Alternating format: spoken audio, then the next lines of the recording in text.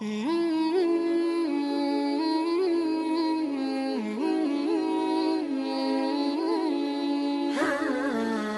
اللہ الرحمن الرحیم۔ ہمارے ہاں عموماً 8، 9، 10 محرم الحرام کو قبرستان میں جانے کی روایت بہت زور پڑ چکی ہے۔ اس سال فقیر کو بھی 9 محرم الحرام کو قبرستان جانے کا اتفاق ہوا۔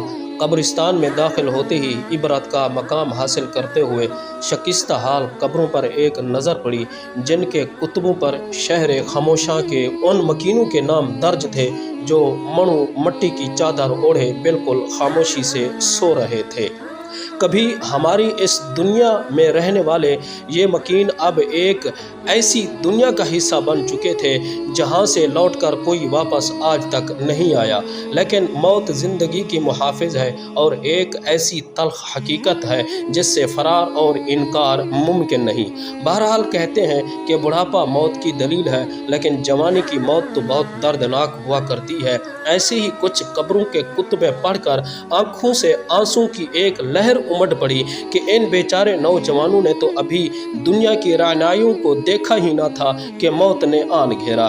حسرت ان غنچوں پہ جو بن کھلے مرجھا گئے، لیکن دنیا امید پر قائم ہے۔ یہی سوچ کر آگے بڑھنے کی ہمت ہوئی کہ اللہ تبارک و تعالی اپنے پیارے بندوں کو جلدی واپس بلا لیتا ہے۔ بہرحال بہت ساری قبروں کے کتبے بڑے بڑے بزرگ ہستیوں کے نام درج تھے جن کے کردار اور افکار ہمارے لیے مینارہ روشنی ہے، تو دل سے بے اختیار نکلا کہ زمین کھا گئی آسماں کیسے کیسے۔ یقیناً قبرستان جا کر انسان بخوبی اندازہ لگا سکتا ہے کہ اس کی حقیقت کیا ہے۔ اس دنیا میں اپنے آپ کو بڑا سمجھنے والے، خوبصورت گھروں محلوں عیش و عشرت مال و دولت کے نشے میں رہنے والے اور دنیاوی رعنائیوں میں کھو جانے والے انسان کا مستقل ٹھکانہ صرف 2 گز زمین ہے، جہاں اسے ایک بار پھر خاک میں مل کر خاک ہو جانا ہے۔ شہر خاموشاں کے مکینوں کے نام پڑھتے پڑھتے ایک دم خیال آیا کہ اگر ہمیں بھی اسی وقت موت نے آن گھیرا تو حسب روایت گھر والے بھی مساجد میں اعلان کروائیں گے، دوست احباب رشتہ دار روئیں گے پیٹیں گے، لیکن تھوڑی دیر کے بعد منو مٹی کے نیچے دبا کر چلے جائیں گے۔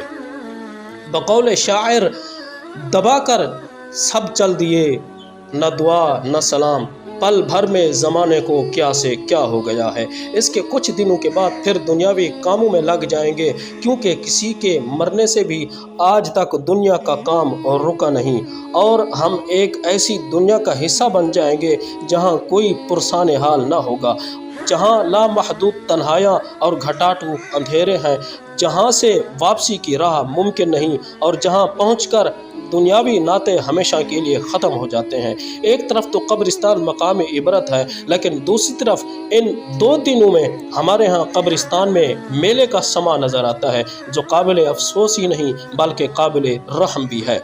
خاص طور پر عورتوں اور مردوں کا بن سنور کر قبرستان جانا اور وہاں اکٹھے ہونا جس طرح بے حیائی کو فروغ دے رہا ہوتا ہے، خدا کی پناہ۔ اگر ان دنوں میں ہی قبرستان جانا ضروری ہے تو ایک دن مردوں کے لیے اور ایک دن عورتوں کے لیے مخصوص کیا جائے تاکہ بے حیائی کے اس کھیل کو بند کیا جا سکے۔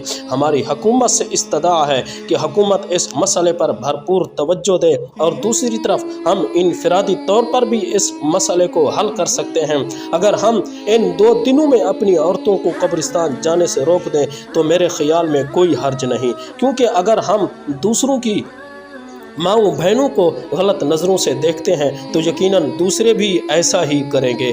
ہماری نظر سے کوئی بھی بچ نہیں سکتا تو یقین کریں کہ دوسروں کے نظر سے ہماری عزت بھی نہیں بچ سکتی۔ ایک سادہ سا سوال کہ اگر ہم میں سے ہر ایک یہ سمجھے کہ اس کا دامن صاف ہے تو پھر غلط کون ہے؟ ویسے بھی عورت کا باپ پردہ ہو کر گھر سے نکلنا انتہائی ضروری ہے، کیونکہ حضرت اماں عائشہ صدیقہ رضی اللہ تعالی عنہ حضرت فاروق اعظم رضی اللہ تعالی عنہ کے مدفن ہونے کے بعد روضہ اقدس میں با پردہ ہو کر جایا کرتی تھیں۔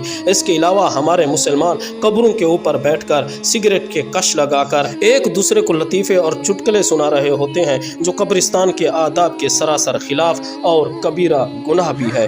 اگر ایک طرف قبرستان سے سوار ہو کر گزرنا قبروں کو پھلانگنا جاگنا اور قبروں پر گوٹھ مار کر بیٹھنا اسلامی لحاظ سے ناجائز ہے، تو دوسری طرف ہم ایسا کرنے کو گناہ ہی نہیں سمجھتے۔ بہرحال قریب نہ صحیح تو چند سال دور ہی صحیح ہمیں اس قبر کے اندر جانا ضرور ہے، جس کے اوپر بیٹھ کر ہم اپنی آنکھوں، کان اور زبان کو گناہوں سے آلودہ کر رہے ہوتے ہیں۔